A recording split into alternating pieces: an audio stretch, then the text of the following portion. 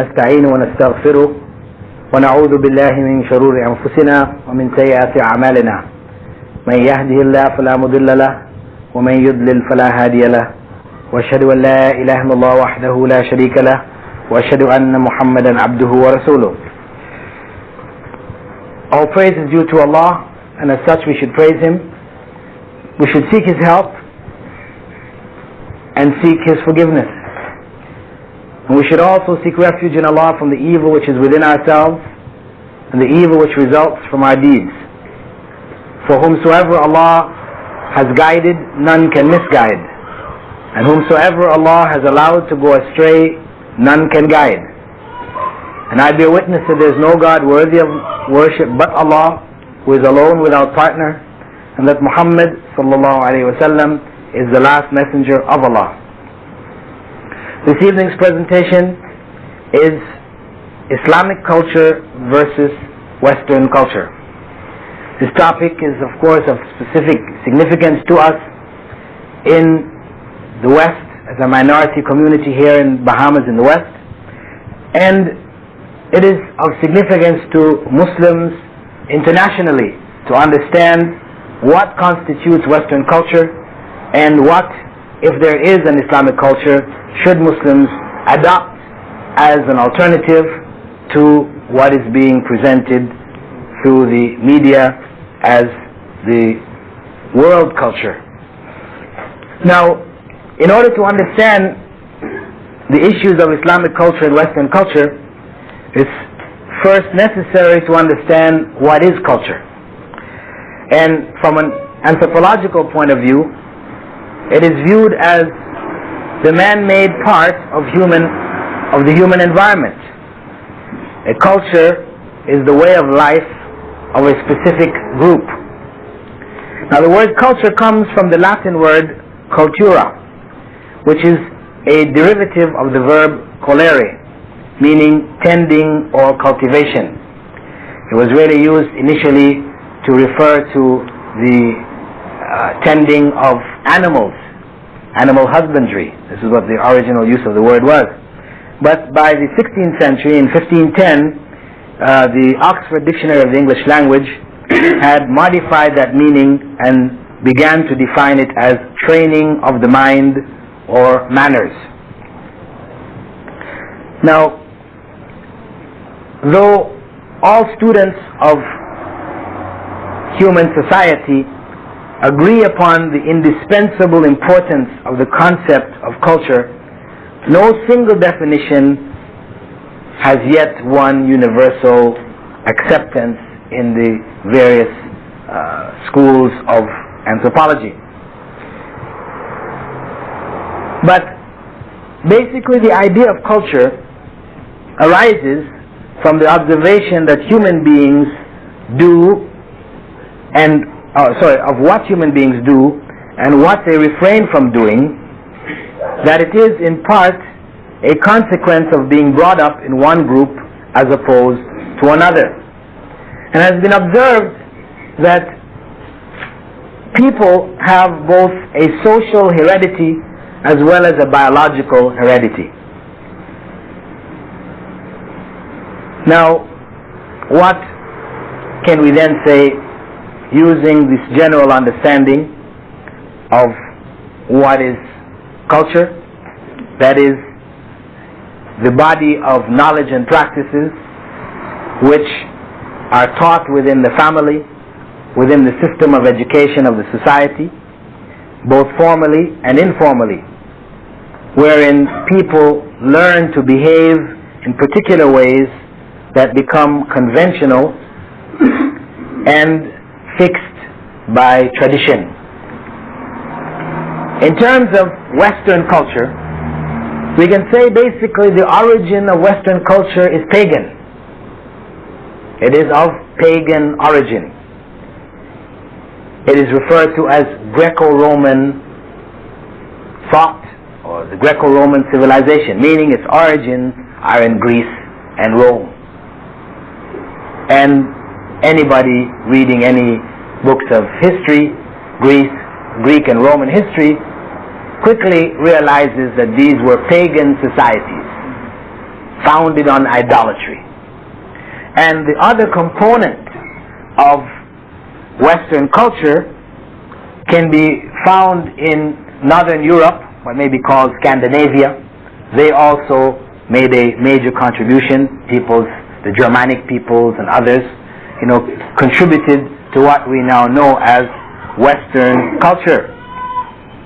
This is very evident to us in certain basic things like even the days of the week, how we name the days of the week.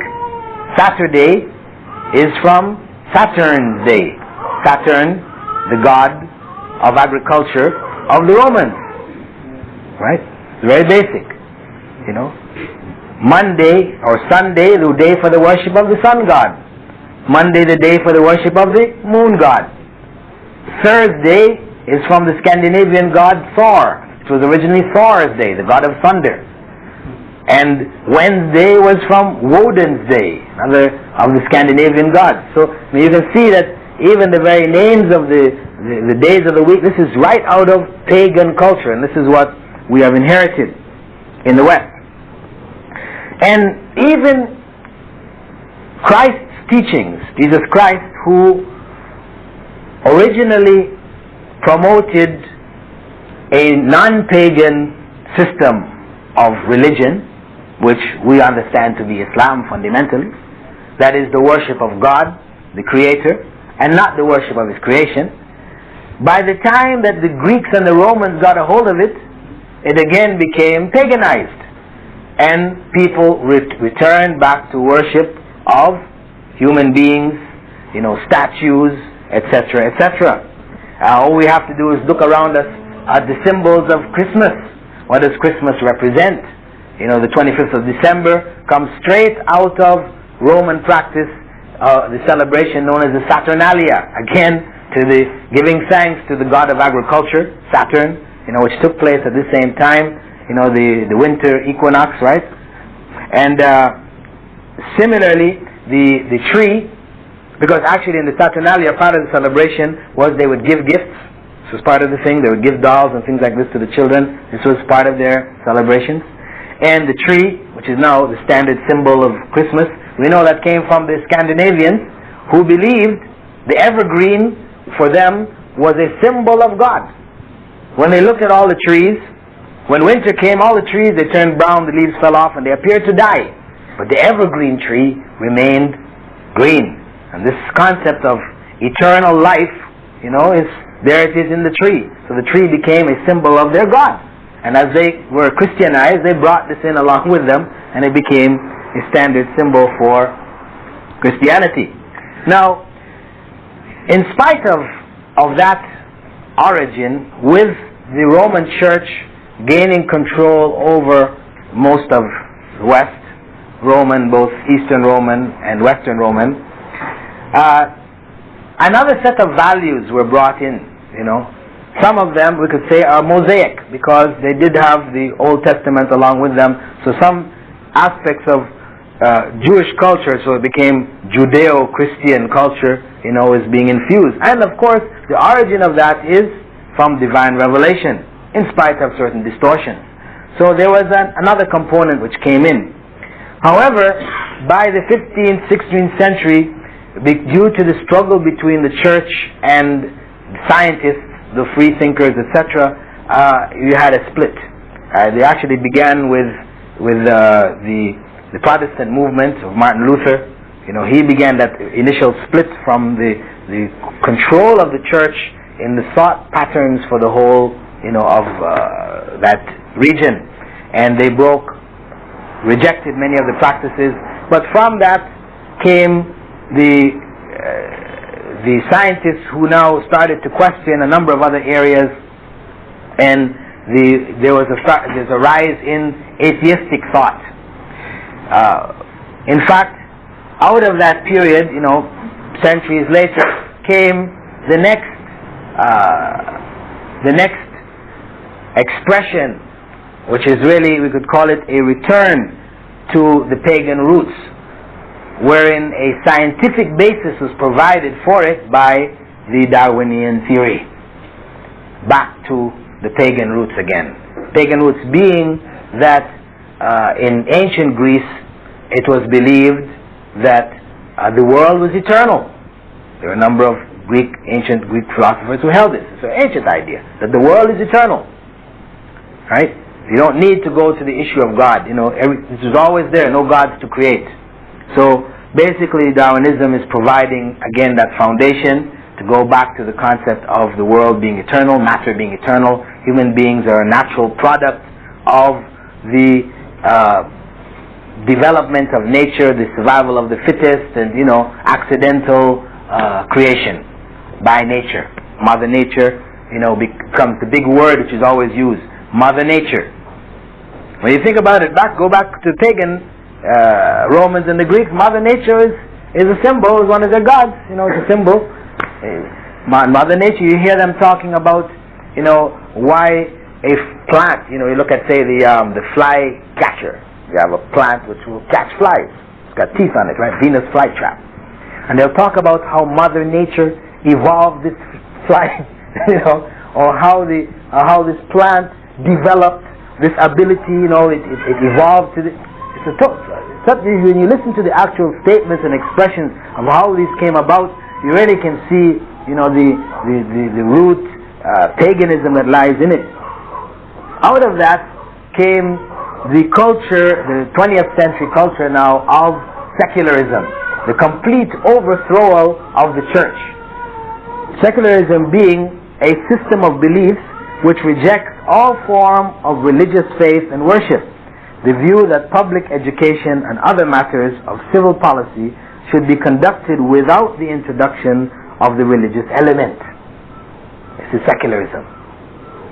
And the basis of this approach, they called humanism. Away from religion, now we go to humanism. Humanism being a system of, or mode of thought or action in which humans and secular interests predominate.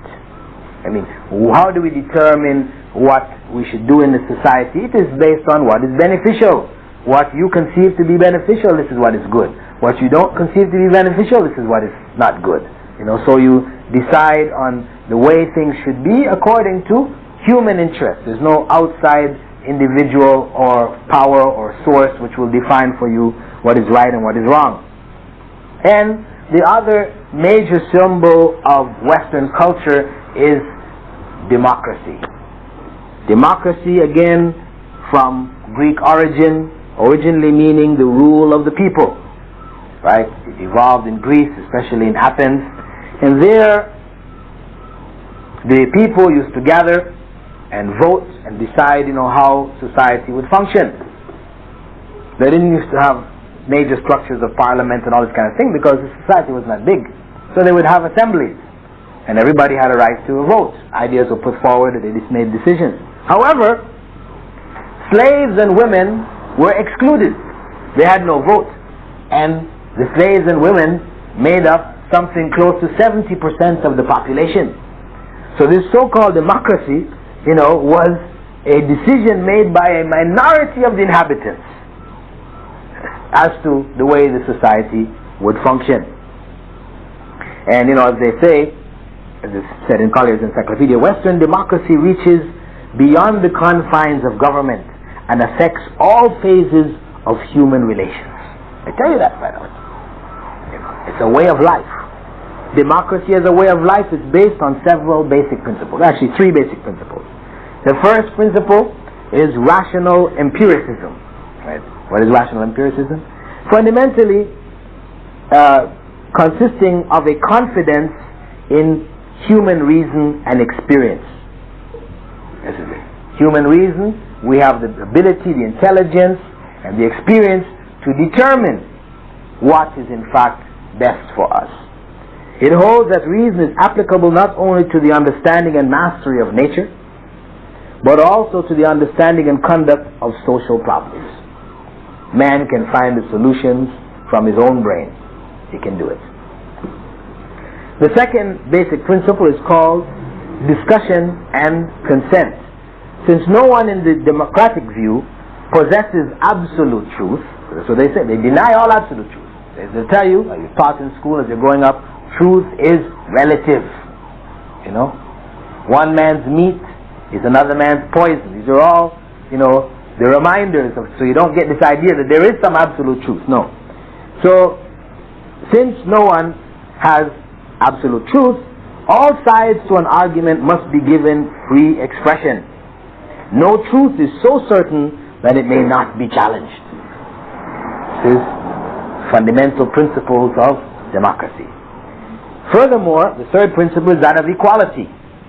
And from the rationalist humanist viewpoint, all human beings share, over and above differences of class, race, sex, nationality, and religion, one common trait: the ability to reason. So the issues of reason, the human mind and its abilities, this is given, elevated to a status now of God. It becomes the God of this century. Human beings have given the decisions of the human intellect reign and right over all else. Practically speaking, what this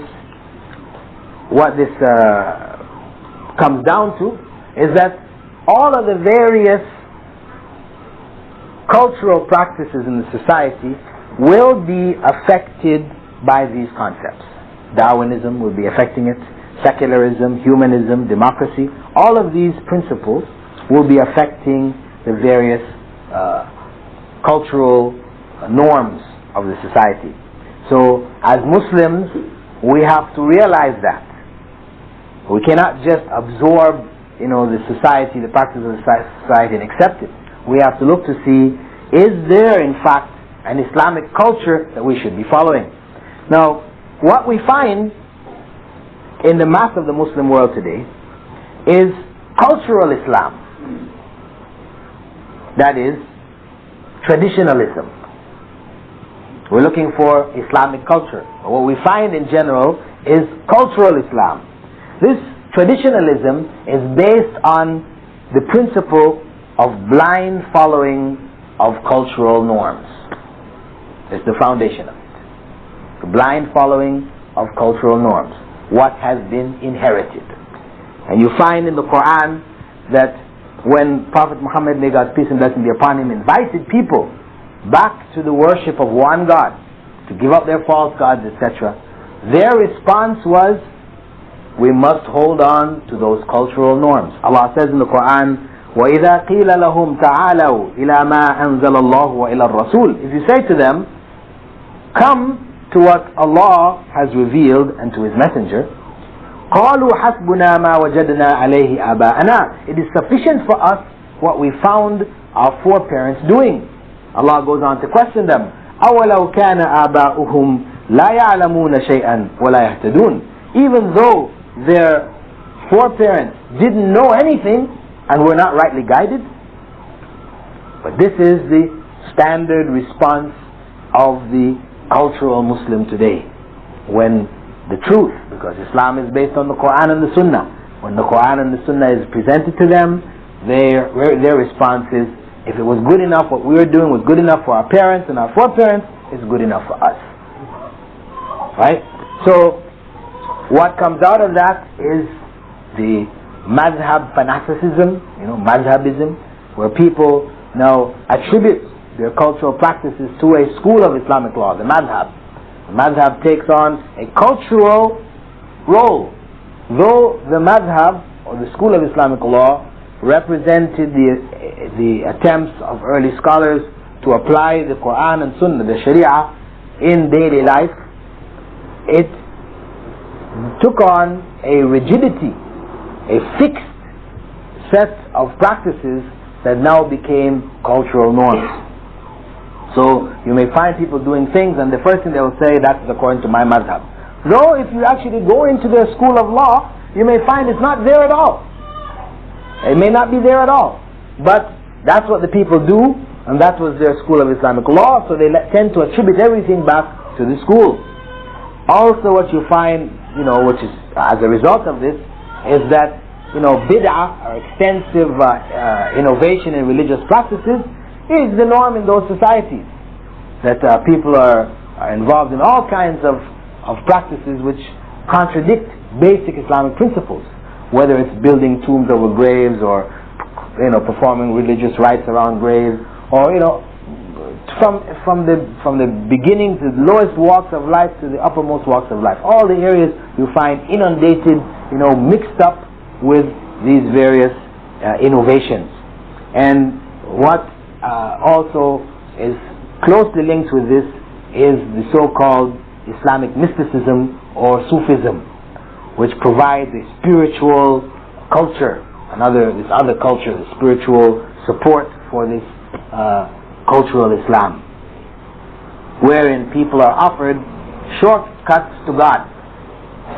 As the Pope in the medieval days, used to offer, medieval and the Middle Ages, they used to offer people tickets to paradise, actual certificates which said that the possessor of this certificate has the right to go to paradise. And if you paid your money, your name was put on the certificate and it was signed by the Pope. This is known as the indulgences. You just open an encyclopedia, read about the indulgences. This was practiced for a number of years, hundreds of years in the Christian Catholic Church. Just as they had that in the past, you have people in the cultural Islamic environment promoting similar free trips to paradise. You have, for example, the most popular individual today in that promoting this amongst, especially in the West, is an individual by the name of Sheikh Nazim Al-Haqqani. Just had a big conference out in California. A lot of people were invited there. Los Angeles, major world conference, right? And this individual, when you read his writings, he tells his followers that whoever has accepted him as their sheikh, they become his murid, one who has given up his will to the sheikh, meaning whatever the sheikh tells him to do, he does. Whoever accepts him as their sheikh, he says, that when the time to die comes, that the angel of death will not take their soul. He will be there to take their soul and pass it on to the next life. And when the angels Munkar and Nakir come to question them in the grave, who is your Lord? Man Rabbuk? What was your religion? Ma Dinuk? Who was your prophet? Ma Nabiyuk? He will be there to answer the questions for you. And on the day of judgment, when you stand before God and God questions you, He will also be there beside you to answer your question. So, this is a shortcut to paradise being offered, which of course is false. It's false. This individual is deluding people and stealing their souls. Stealing their souls. Now, the question that we end up with is having a brief overview of cultural Islam, or what constitutes the basis of Western culture. The question arises, is there an Islamic culture? Is there such a thing as what may be called an Islamic culture?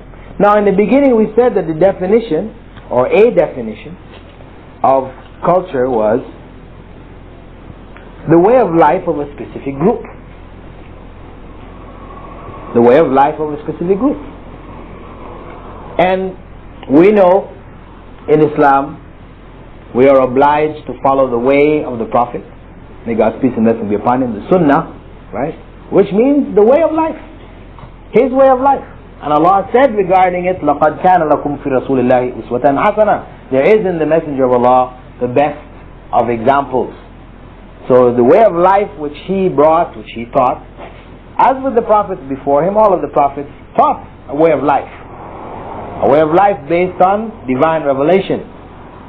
That way of life is the foundation of the Islamic culture. Within that culture, of course, we know that the foundational principles is revelation. Right? The Islamic foundation is distinct and different from the democratic view. The foundation is revelation, meaning that it is not left up to the individuals to determine rationally, what should be the norms for society as well as government.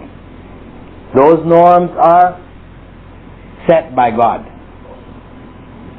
Because God created society, God knows human strengths and weaknesses, and can set for us laws which are not class-based or, with any kind of interest. Whether people call it, sex-based, sexist, where males may tend to want to put laws favoring the males over the females, things like this. No. Allah, beyond all that, because He created male and female, then the laws that He has established are for mankind in general. And in fact, we believe that there are absolute truths. There are absolute truths. Those which have been defined by Allah and His Messenger.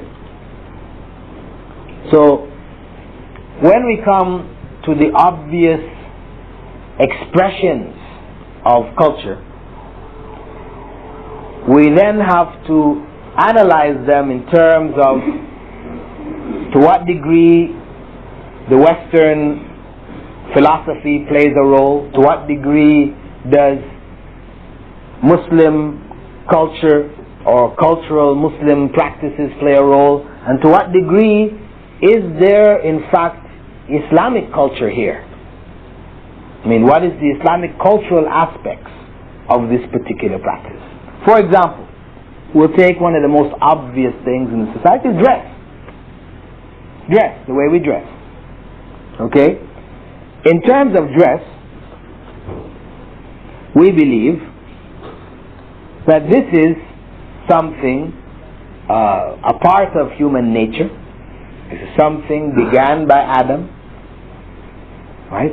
It is part of heredited, human culture. There's aspects which are learned. This is hereditary. The learning part is more the details in terms of how it should be and style, etc., etc. This is where the individual cultures come into play.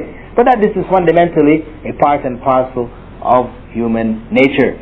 Now, from the Western point of view, Western culture, which has adopted the Darwinian approach, that human beings are in fact, devolved from or evolved from apes, or a common ancestor with the apes, then the question of dress becomes one of, of attitude. Now, they're looking at what is the purpose of this dress? When we look at a dog walking around, we don't find the dog trying to cover himself, to hide himself.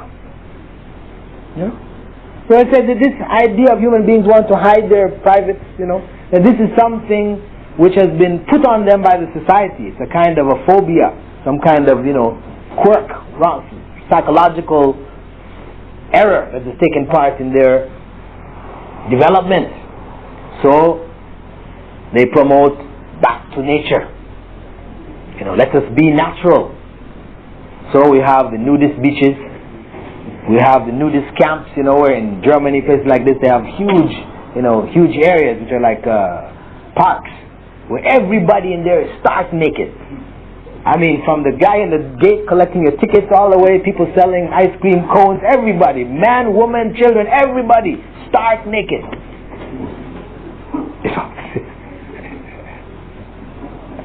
This is a culture. This is a view, and it finds its expression in a number of different ways. I know in Canada, in Toronto, where I grew up, students from junior high, I went to junior high and high school, all male students had to swim naked. This is the law. The only way you could get out of that is if you had a doctor's excuse. Meaning you had some kind of disease, it was embarrassing for you, you had to cover it up, something else. Otherwise, you had to go swimming stark naked. And so this is part of that same philosophy that, this idea of being shy is, it's unnatural.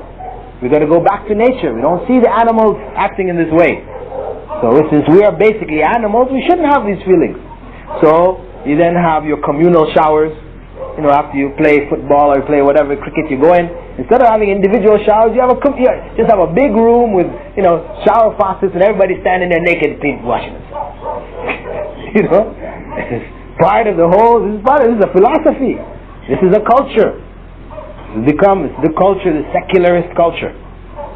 So when we look at the purposes of dress, right, we can say that from an Islamic point of view, the first purpose of dress is to cover the private parts.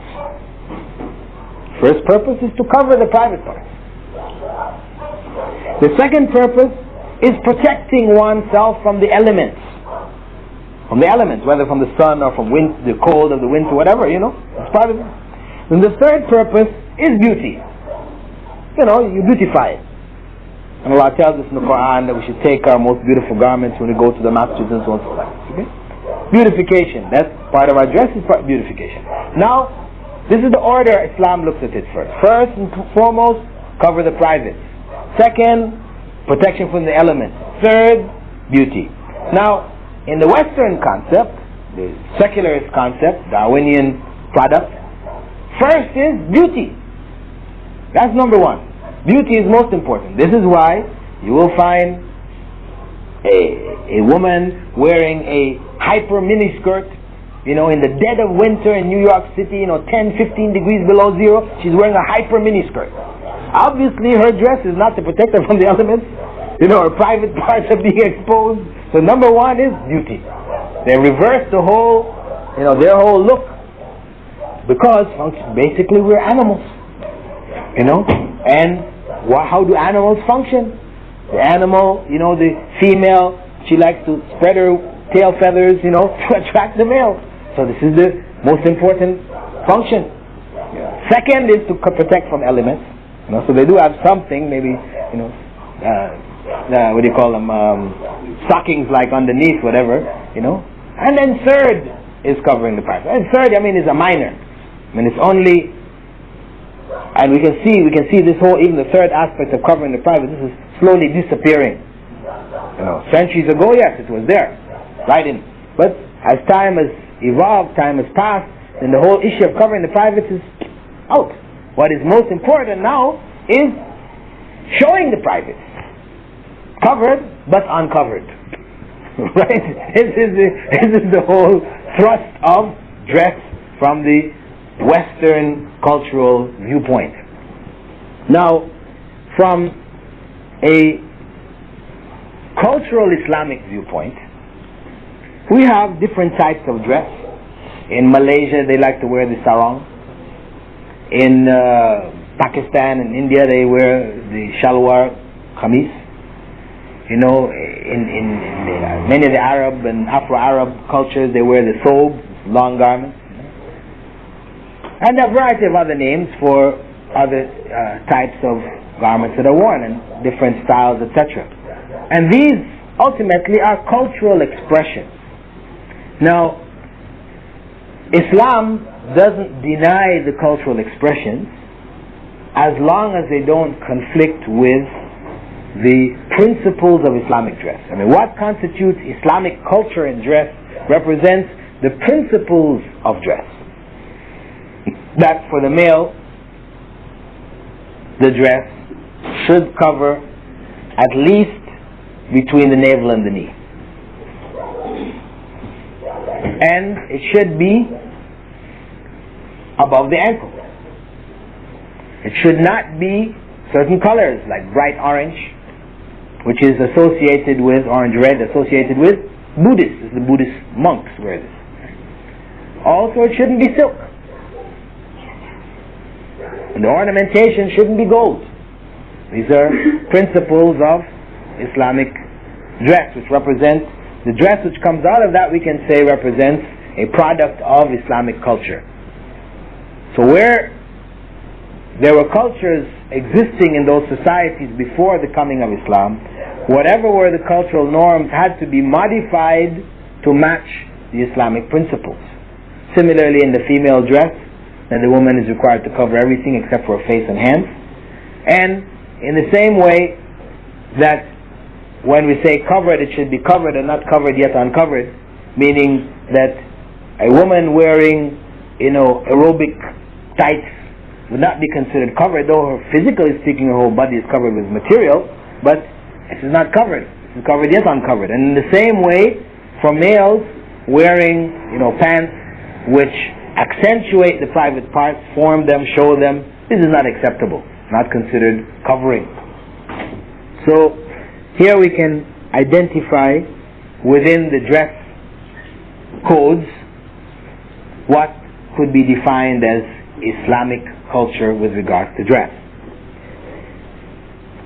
Another common issue in culture is that of mixing. Mixed education is where it started from. Mixed education. We're going to educate boys and girls together. In the past, in Western culture, they did separate between boys and girls. But with the permissiveness and the secularist approach to education, these practices, these church schools which used to separate, where did the church school separation come from? It came from Judaic practices. In Judaism, separation of the men and the women, this was based on revelation. Moving away from the church, and these values no longer important. The church, everybody came together in the church, also in school, everybody came together. So the mixing began in the educational milieu, and from there it went to the society as a whole. That, the mixing of men and women in workplaces and all the different walks of life became the norm. Of course, what resulted from that is, especially in modern times, is the harassment of women. So you find women writing all these books about harassment of women on the job, in America and England, which are, supposed to be the most progressive of these societies. The women are harassed. Every year we read of incidents in the army, in the navy, the tail hook incident, and all this kind of stuff. Women being harassed. They're doctors, they're lawyers, they're professors, they're all these fields, but yet once they're mixed with the men, they're being harassed. So out of this culture of mixing is harm coming to the female. In fact, way back in 1991 in America, the reported number of rapes had crossed the 100,000 mark. And they estimate that this is only 1/7 to 1/10 of the actual numbers. This is what they estimate. No, because most women will not report it, for the embarrassment and everything else. They don't. So the estimate is something 7 to 10 times that number. And this is in the most permissive of the societies. Yet, this is happening. Why? Because of that intermingling, one. Two, also the dress codes, where the female has been, unclothed in the society. She is used to promote the products that are being sold, and with that mixing, that continuous contact under those circumstances, with that frame of mind, then the end result is the harassment, serious harassment of women. Because we know that those 100,000 cases of rape, there are not too many among them of women raping men. Right? In some cases, I suppose, but when they talk about this rape, automatically people focus on men raping women, because that's the general way it happens, right? So the harm which comes out of the mixing is so obvious. In education, we find, even for places like New York, where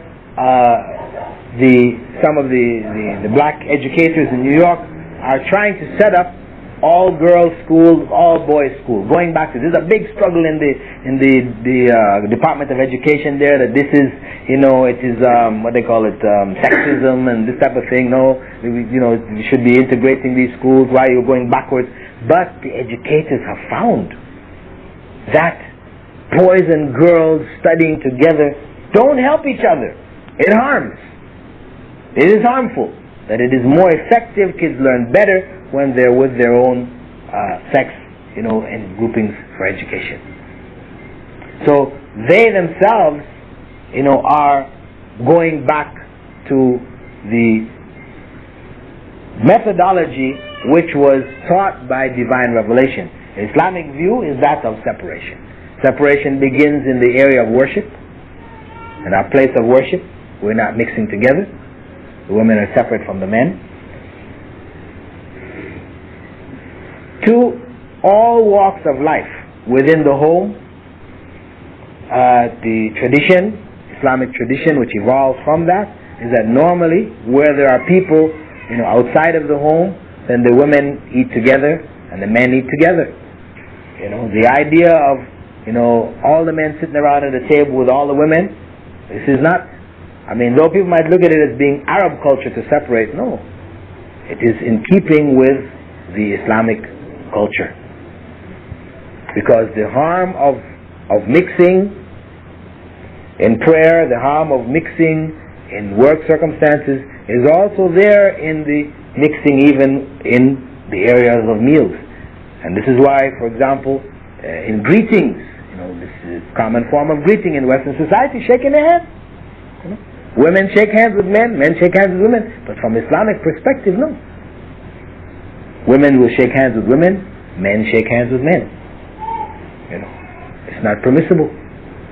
It's forbidden for the protection of what may result. Though most people shaking hands, men and women, they may not be thinking anything, but those who know that a handshake can mean a lot more than a handshake, right? So to protect from circumstances where other, meanings and understandings can be gained from it, the society is protected by prohibiting this type of interaction. When we come also in terms of celebrations, the other major cultural manifestation in the society, regular manifestation, the Western cultural celebrations we mentioned are fundamentally pagan. Their Christmas, their Easter, their the National Day, the whatever days, etc. All of these various celebrations tend to be of a pagan type origin. So, as Muslims, we are not permitted to take part in these various celebrations because of the fact that they are fundamentally pagan. This is the reason why we are not allowed to take part. Because some people may argue, for example, that if a Christian will attend Muslim celebrations, they will take part in the Eid and wish people happy Eid and this type of thing. Why can't we wish them also Merry Christmas? They don't believe in our Eid, we don't believe in our Christmas, this is just a. But the point is that for them, because the celebration really has no solid religious basis, it is now Santa Claus, this is Christmas. It's no longer about the birth of Jesus. You may hear some songs here and there, but the key is Santa Claus. The key figure of Santa Claus, this guy flying through the air, and a fairy tale, a lie which children are taught. The essence of it is from the paganistic belief that God was born on the 25th of December. That's the essence of it. So for Muslims, we cannot accept that. God was born. Period. So, as we would say to a Christian, look, okay, if a Satan worshipper, we have Satan worshippers, if a Satan worshipper greeted you, Happy Satan's Day, would you reply also? And Happy Satan's Day to you too? Oh, why? Because you can't know it may be his celebration, etc. You cannot relate to that. This is something totally contrary to your belief. You don't celebrate Satan's works in the society. Similarly, for us to deal with Christmas is like for us Christians to deal with Happy Satan's Day, because we are celebrating, joining in the celebration in the birth of God. The idea that God was born, which is totally opposed to our system of belief. So it is not acceptable for us to take part in those celebrations, as well as any other celebrations which are related to their, that's what we've been taught. But it's a lie. It's not true. There is no such thing. There is only one race, and that is the human race. That is the reality. The differences in color and form and, height and all these things, these differences are incidental. As we don't, when we look at cats, they have big cats, little cats, red cats, black cats, yellow cats, all these different colors of cats. We don't call any one of them something other than a cat. They're all cats, right? As human beings, it's the same thing. And in fact, God has left a message to mankind within the biological makeup of man, that if you reflect, as Allah said, and if you reflect even in yourself, you'll know about God. That we cannot deny transcends the so-called divisions of race. Because if you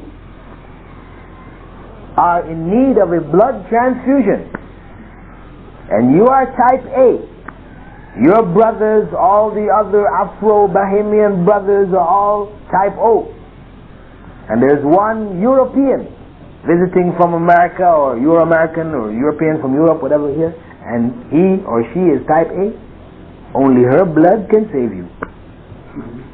Only her blood can save your life. So if her blood can save your life, she obviously is closer to you than we are.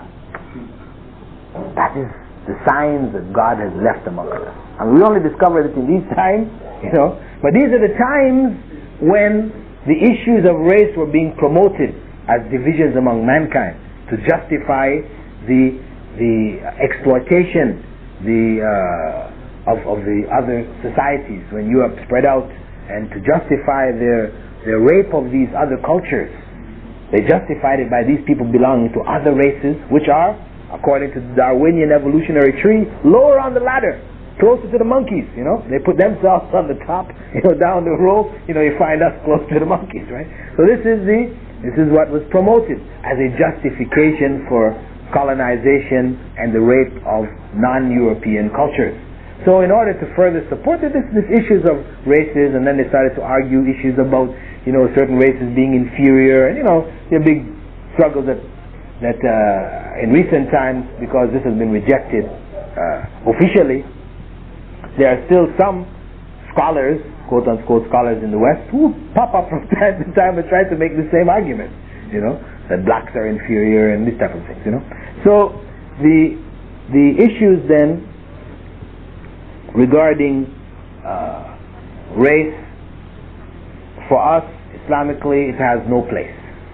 An extension of aspect of race is nation, is tribe. These are all expressions of tribalism, and they have no place in Islam.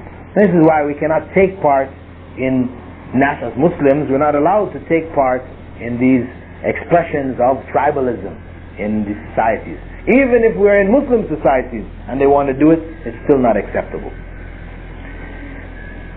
We know that Prophet Muhammad, may God's peace and blessing be upon him, when he came to Medina, he found the people having a number of yearly annual celebrations. And he told them that they should stop all these celebrations, that we only have two celebrations, which are religious celebrations, that of Eid al-Fitr, celebrating the breaking of the fast of Ramadan, and Eid al-Adha, celebrating or commemorating Prophet Abraham's willingness to sacrifice his son, on which that day we also sacrifice animals and distribute the meat for needy, etc. We can find in another expression of culture in the area of marriage a number of Western cultural practices, like the white dress and the rice and the flowers on the cars and the tin cans, and these are Western practices which, when you track down the origins of them, generally speaking, they will be linked back to some aspects of paganism, driving away the evil spirits and these kind of things. Right? Even the wearing of the wedding ring on the finger, wearing of the wedding ring on the finger, from Catholic tradition, early Catholic tradition, when the priest would put the ring by the thumb, saying, in the name of the Father, in the name of the Son, in the name of the Holy Ghost, Amen. So that wearing of the ring signifying marriage on his finger was a confirmation of the pagan Trinitarian concept of God. So for Muslims, we cannot accept any of these. We can't say, well, okay, to wear the ring, it lets people know I'm married. But no, this is linked to a particular pagan culture. So from the Islamic perspective, in terms of marriage, there are no special wedding dresses. Where Muslims tend to be in contact with other societies, they take it. So you may find Muslims, though they're wearing the hijab, the women covering themselves, they want to wear a white dress on that day. But see, where is it coming from? Similarly, this is here because this is the custom here. For example, you'll find Muslims in India and Pakistan, they wear a red dress. Why? Because the Hindus marry in a red dress. So they have taken that much into their own practices, marriage practices. Also, the issue of the dowry. When you actually look up the definition of dowry, it is explained that dowry is the money given by the parents of the bride to the groom.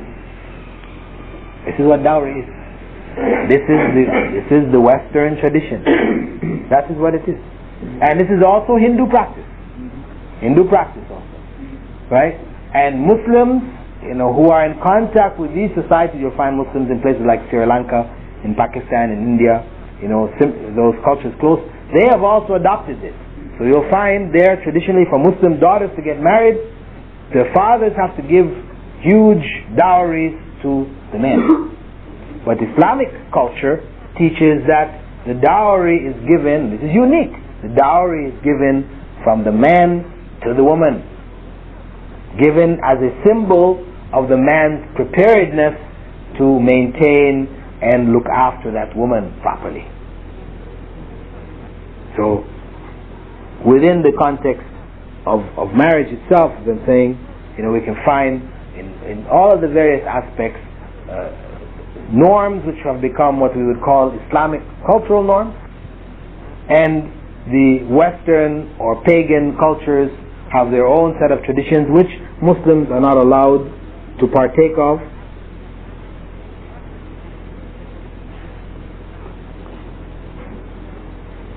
In terms of the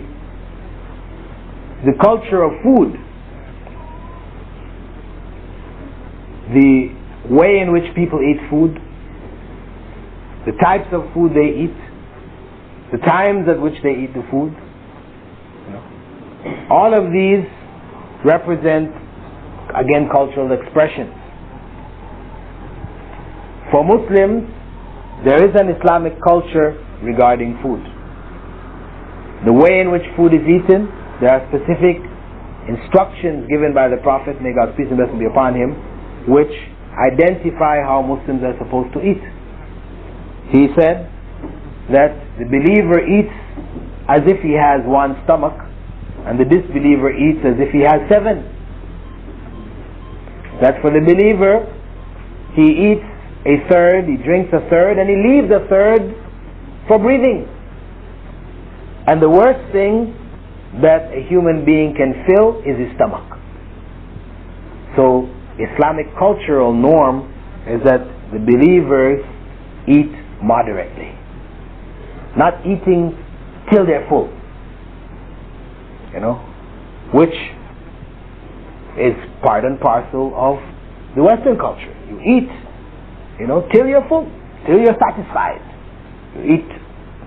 And unfortunately, for many Muslims, when Ramadan comes, these principles are lost, thrown out the window. We fast all day long, and we're supposed to break the fast with 3 days, and then have a moderate meal. This is the test now, have we really fasted? But instead, what happens is people are setting up 3-4 courses of meal, they're eating till they're full. Eat till, you know, you sort of give a hiccup, you know, that's it. If you try to put anything more down, it's all coming up, you know. And then of course when you stand for the night prayers, you know, like the snake when he gets full, boa constrictor, he goes to sleep. So you stand for your night prayers, you fighting to stay awake and all this, you know. This is all because of the fact that we have broken the fundamental, you know, Islamic cultural norms in eating. The eating with the right hand, you know, and not eating with the left. I mean, this is to help us. You know, in the Western culture, you go to the burger stand, you know, you got a burger in your right, you got a Coke in your left, you know, you can just stuff it in from both sides, right? You know. Whereas Islamic system, you're only eating with the right. That left, you can't be, no. You finish eating, you want to drink, you stop eating, then you take your drink, you know. So you have to break up, slow you down. These are all among the benefits, right, of the, and of course, when we look at all the ailments that people suffer, etc., I mean, the major ailments, sicknesses, etc., are from the stomach. Things connected with the stomach, you know, with eating habits. I mean, all these problems of cholesterol and all this stuff, it relates always back to eating habits. Because even if a person lived their life which was not very active, because it's a part of the problem is that people are not so active, you know, so they, you know, that's why you have treadmills and all these other things to put activity back in our lives, right? But the fact of the matter is that if we ate moderately, even if we were inactive, the food wouldn't hurt us. But because we don't eat moderately, and we're inactive, then it hurts. So the Islamic culture, with regards to foods, we can see, you know, the norms are clearly defined, and it is for us to identify them and to implement them. So in summary, we can say that culture, being the way of life of a particular group, includes both Western culture with its pagan origin, which we should be aware of, what its goals are, what its norms are, etc., as well as Muslim people's culture, which tends to be that of traditionalism, you know, blind following of traditions which have been inherited, not wanting to change these traditions, and what in fact we should be seeking, Islamic culture, which has its norms set by revelation, the Quran and the Sunnah. This is the foundation for Islamic culture. And it is essential for us in all of the various walks of life that we function within, in this society, here or in Muslim countries, we do have to keep in mind these distinctions. Because oftentimes people, when they newly come into Islam, they are unable to distinguish between the traditional culture of Muslim peoples and what in fact is Islamic culture. And in doing so, they end off in certain tangents, become very rigid, holding on to certain things which are in fact not a part of Islam at all. So the solution fundamentally really is that of education. It is essential for us to be educated in Islamic teachings, not only as the rituals of worship, what are involved in them, the goals of worship, etc., but also what constitutes Islamic culture and etiquette, the morality of Muslim society. Inshallah, I will pause here. There is much, inshallah, that we can discuss, so I'll leave the remainder to an open discussion.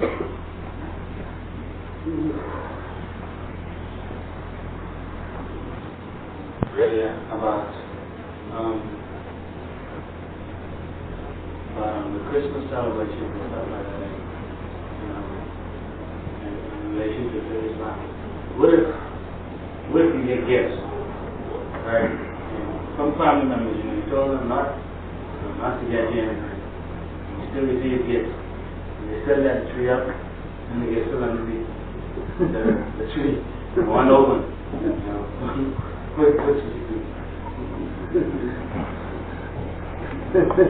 Okay, if you find yourself in a situation where you visited your parents' home and they have the tree up, they're non-Muslims, and they have gifts under the tree in your name, should you then take these gifts? No. You don't take these gifts. You tell them, if you want to give me a gift, you give me any day but this day. You know, I appreciate your intention, but for us, for me, to accept the gift on that day is taking part in Christmas celebrations. The gift which is wrapped in Christmas symbols, you know, to accept such a gift is a part of, because that was, as I mentioned, this was a part of the early celebration, the Saturnalia, that they gave these gifts as part of their rituals of worship of the god Saturn.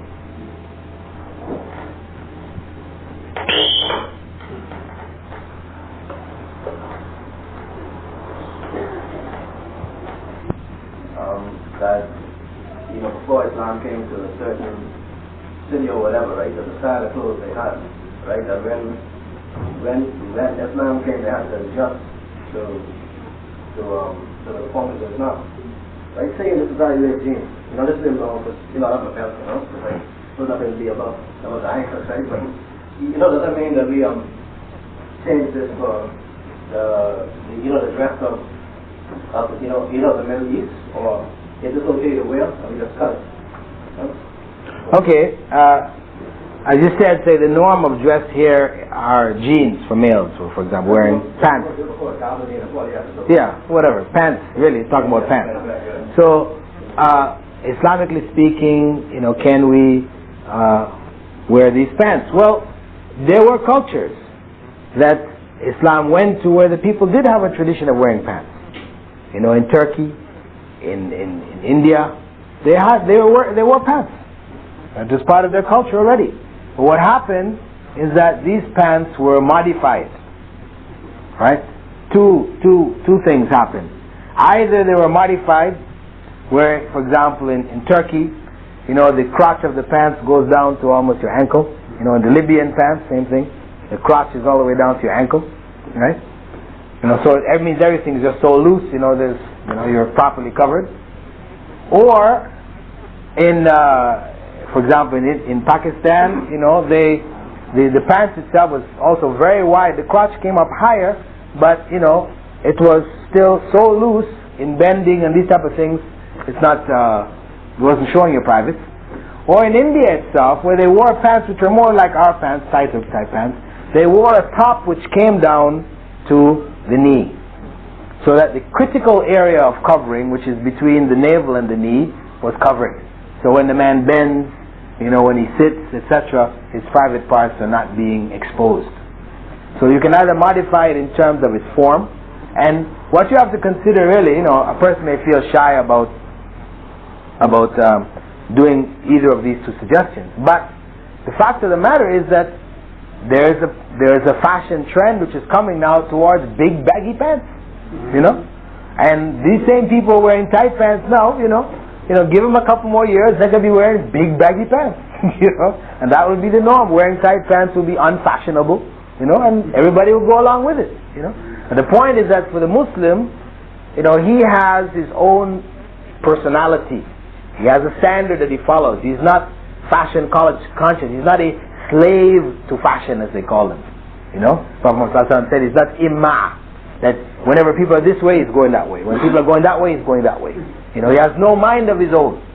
This is part of that independent thinking. So, for the Muslim, wearing clothes actually becomes an act of worship.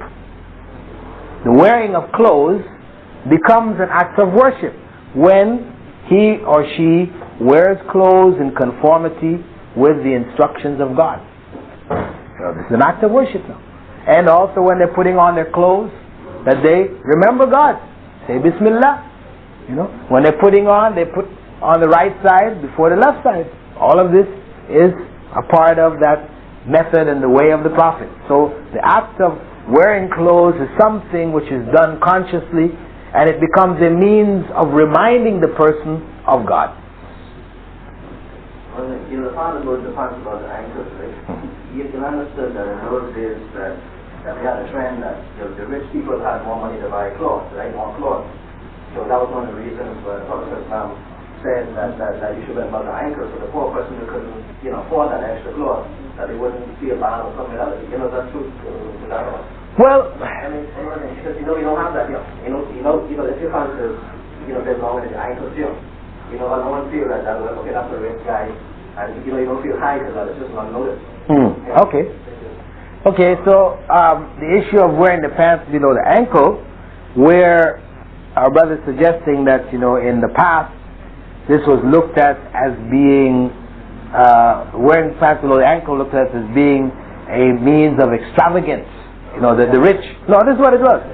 The rich, in the past. Okay, you read it someplace, some expression. An expression of extravagance. I'm rich, and we can see it to a certain degree. The king, when he's wearing his robes, you got somebody carrying the robes, dragging on the ground, because it wasn't specifically pants, it was just garments dragging on the ground, right?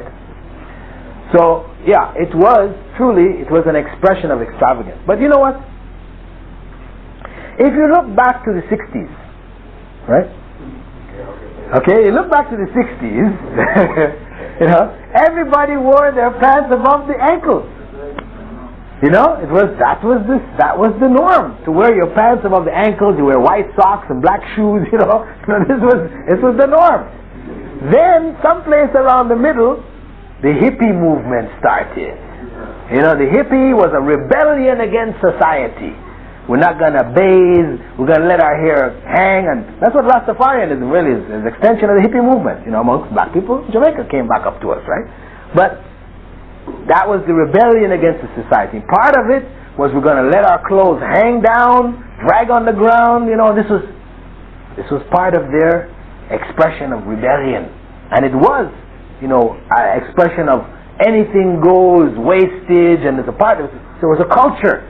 That hanging on the ground was an expression, a cultural expression of, free love, free sex, free everything, People should be free to do your own thing, right? It's what they call it, it's your thing, do what you want to do. This was the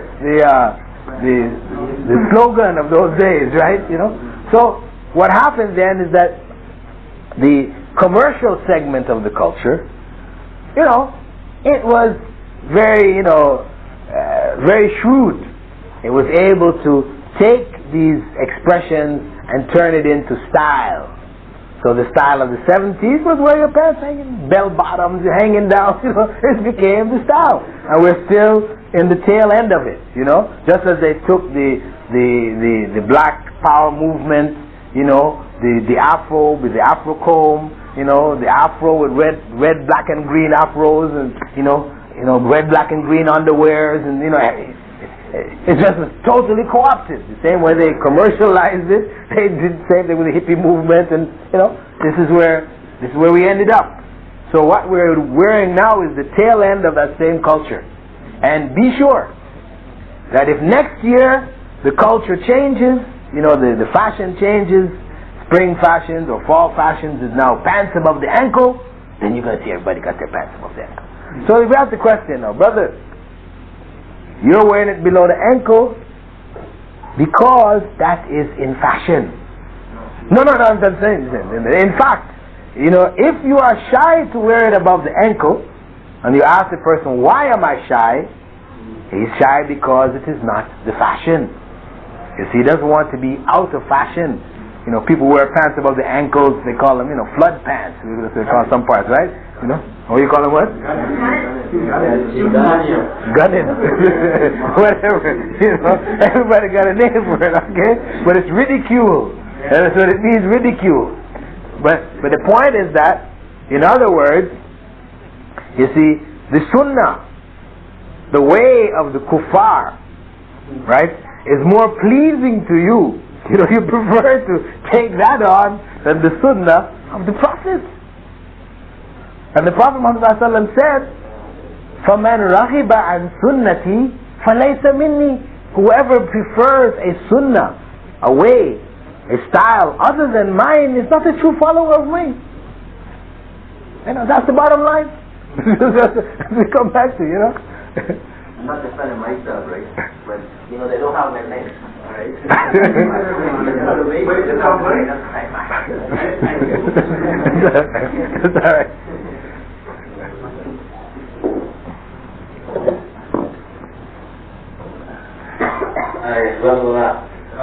I listened to a tape, at least last year, and it was kind of helpful for me. Basically, it was teaching me to know how to make, staring at women, because that was a problem I had in this society. I say to do it often, but sometimes it still don't help. There's something else. Something else I can do. No, because I mean, in the society, no, I mean, but I lost it. I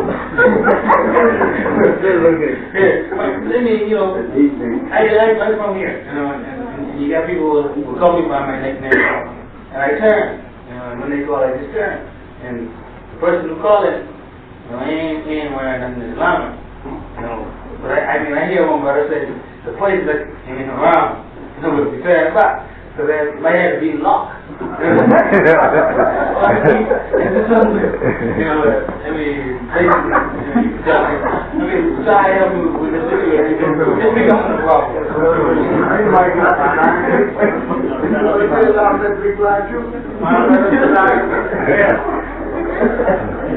Well, I think the bottom line, right, is that one has to, in these type of circumstances, these kind of environments, you know, when one finds oneself in a situation like that, I mean, these are indications that it's very important that the individual get married. You know, this is expression of it. I mean, this is a need that's being expressed. I mean, you have to look back to the origin. So, I mean, it means that you need to be looking seriously about getting married. You know. Because this is why Prophet Muhammad had instructed, you know, the males who are out in the society, that, you know, if whilst you're out in the society you see somebody, you know, it catches your attention, whatever, then you go back home to your wife because she has what she has, you know, in the bottom line, you know. So when you don't have anybody to go home to, you have a problem, right? It's exaggerated and increased. So it means these are the signs telling you that, you know, you need to do that, you know, more. I mean, if you are trying, you're using the different prayers that the Prophet has advised, you know, you're fasting and these other things, then, I mean, this is clear signs for you. Yeah, I just want to get one question before we hear your argument. I want to go back to the dress too, because, you know, a lot of brothers kind of take it as a oxidations kind of thing. The sisters have to wear that dress. They have to do that. Alright, so you know, it's not proper for the brothers to take this as an easy thing. You know, your brothers going to work wearing coat and tie or pants and shirt and tie. Right? How serious is that? As far as some of the you just read, you know, it's just how serious it is. Well, in terms of the culture, again, we have a general recommendation of the Prophet Muhammad, may God peace and blessings be upon him, in which he said that Man tashabbaha biqawmin fahuwa minhum. One who imitates the way, the culture of a people is of them. So from that, you know, scholars have always taught that it is necessary for Muslim males and females in the society to distinguish themselves from the disbelievers. And if you note, when Allah speaks of the female dress, that she should wear the outer garments, يُدْنِينَ عَلَيْهِنَّ مِنْ جَلَابِيبِهِنَّ. Allah goes on to say, why? لِيُعْرَفْنَ فَلَا يُؤْذَيْنَ, that they be known and not be harmed. You see? So some people think, well, they're wearing it so that they won't be known. No, that they be known in the society and not harmed. So the dress, the female dress, Islamic dress, is to distinguish themselves from the others. So they be known in the society. They know Muslim women are not involved in these other kind of practices. They should be left alone. The same way that the society may respond to the nuns when they see nuns wearing the full habit, etc. They know this is a person dedicated to God. That Muslim women, are of a similar nature. Okay. Similarly, the men should distinguish themselves in the dress, and that distinction should be in some aspect of the dress. It doesn't have to be, as our brother said, it isn't necessary for Muslims to take on the cultural dress of another society. Whether it be from some part of Africa or Asia or the Arabian Peninsula or whatever. This is not a requirement, but that whatever they are wearing, it should be modified to comply with the Islamic principles of dress. Part of that is, in terms of dress for the Muslim, they usually included in dress is the growing of the beard. Growing of the beard, trimming the mustache is part of the dress of the believing male. It's part of the requirement. And wearing some other symbol, which will help to distinguish that person, whether it be something on their head, or a particular type of shirt or whatever, should also be there to further distinguish themselves. But if a person decided they're going to wear, for example, a tie, now the tie is a part of the Western culture, but I know some brothers say, well, the tie is a symbol of the cross. Well, we have to bring, before we can make a statement like that, one really has to bring evidence for it. Documented evidence for it, and as far as I've seen, there isn't any. This thing has evolved from something which they used to tie up the upper part of the shirt, close this upper part, and it evolved into loops and eventually took this form. It wasn't a part of religious symbols. So if a person chooses to wear that, we cannot say, brother, you're not, you're against Islamic culture, you're not in the Sunnah, whatever. We can't run that. But if he's wearing, if he wears a jacket, then the jacket should come and cover this area. If he's wearing a jacket and pants, or his shirt, should be either out, loose, coming down, covering this area. So there should be sufficient modification in that dress that he complies with Islamic principle. And we say additionally it would be preferable if he also added some other item of distinction, which may be something on his head, or something of that nature. Brother Bilal, can you give us some comment on Muslim men wearing earrings? I've seen that, and also the women seems to be that it's fashionable that even though they are fully kima down, that their earrings should be exposed. Well, in the case of Muslim men wearing earrings, right, or bracelets, or necklaces, right, this as a norm is considered a part of female dress, as a norm. Now there are some cultures in certain parts of Africa where the wearing of these things are done by both males and females. So in those areas, if you are there and you wear it, it's not a problem. But where it is in a society that is a norm for women to wear this particular type of ornamentation, whatever, for men to take it on then becomes an imitation or of female style. And the Prophet ﷺ, had said that the Allah's curse was on the males who imitated the dress of the females, and the females who imitated the dress of the males. And we know that those people who are in control of the fashion industry are, for the main part, homosexuals. You know, the leading fashion figures are homosexuals. This is real.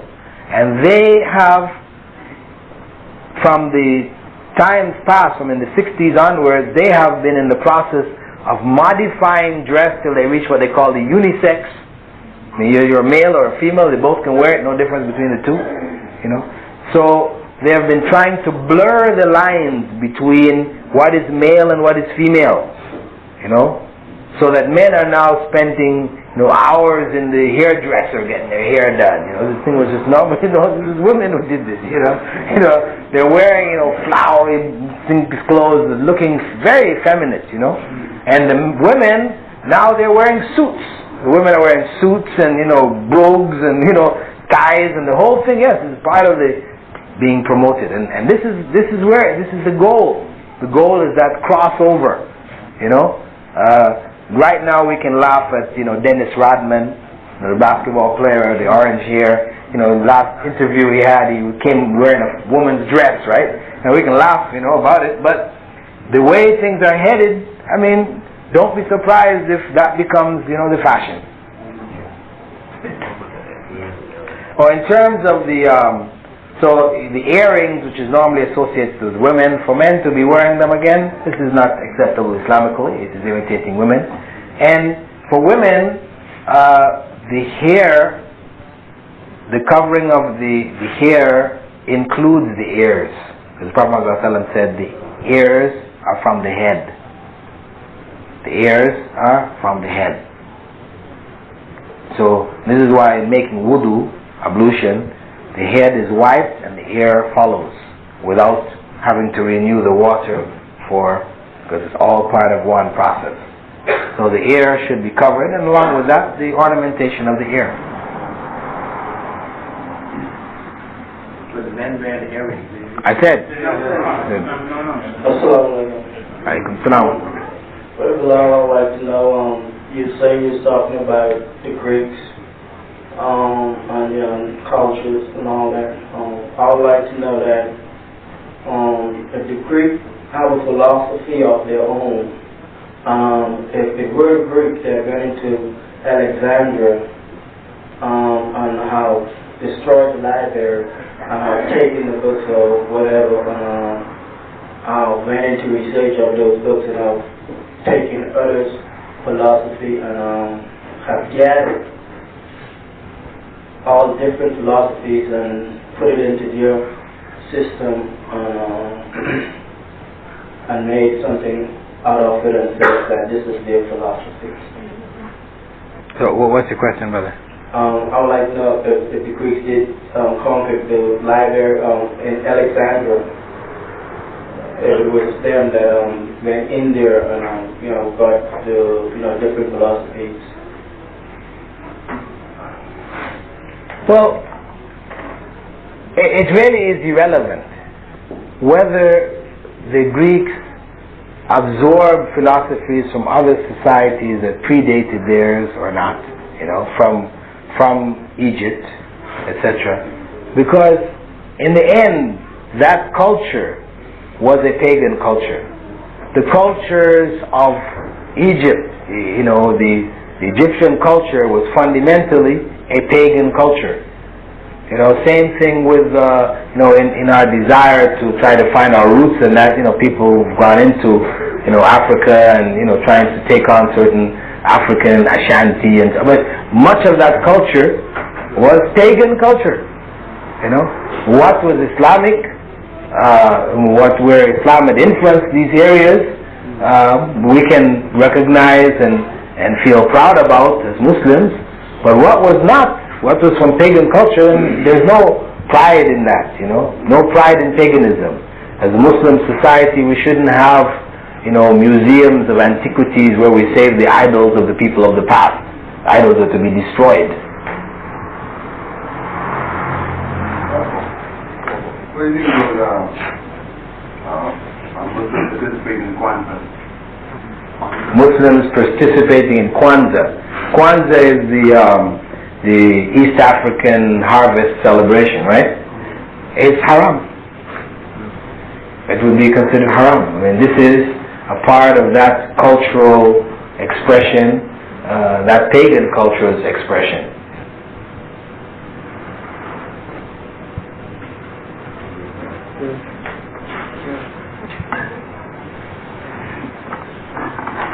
I want to go back to the bracelet you mentioned.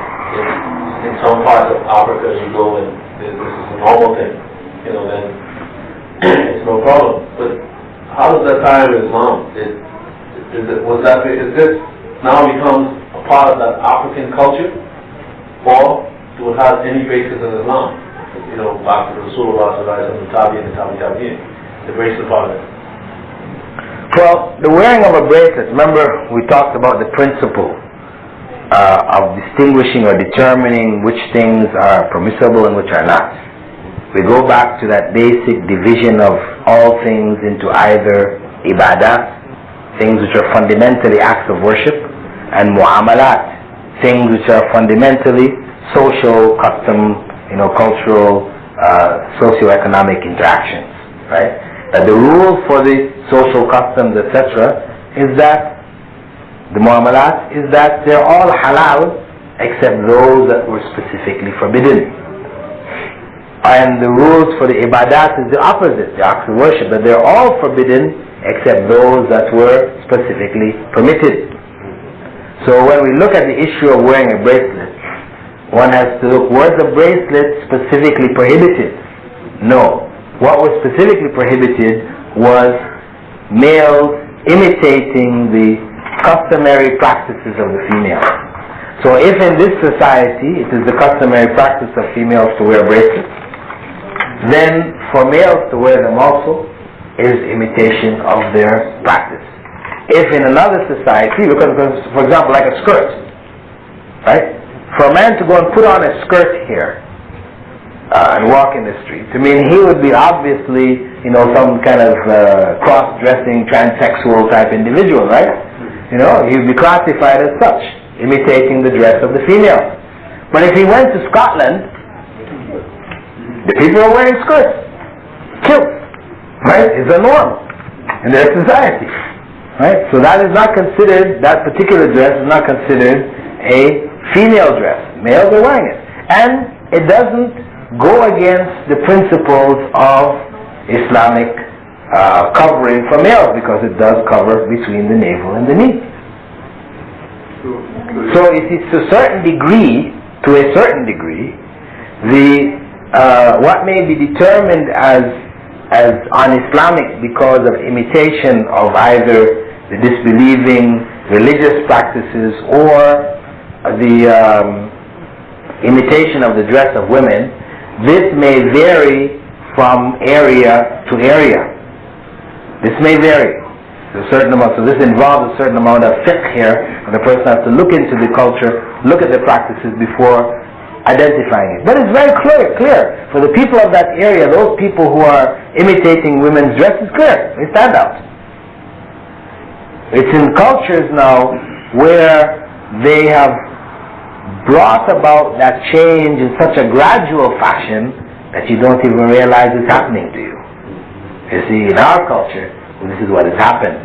In those cultures, the person making those changes is very obvious, very clear. But in this culture, where that process of, feminizing male dress and masculizing, female dress, I mean, this has been a very gradual process to the point where people are no longer, questioning, is this permissible? What is going on here? Homosexuals have reached that point where they have that kind of effect on the society. Nobody dares to question even their own practices. What is the position of Islamic law against women having nose rings? Well, the nose rings were worn in the time of Prophet ﷺ, and it wasn't forbidden specifically. So some scholars who hold that this is a part of their ornamentation which should be covered, would say that woman should cover her face wearing a niqab also. Others who hold that it is a part of ornamentation which will show naturally without her desire to expose her ornamentation, would say it's permissible for her to wear the nose ring without covering her face.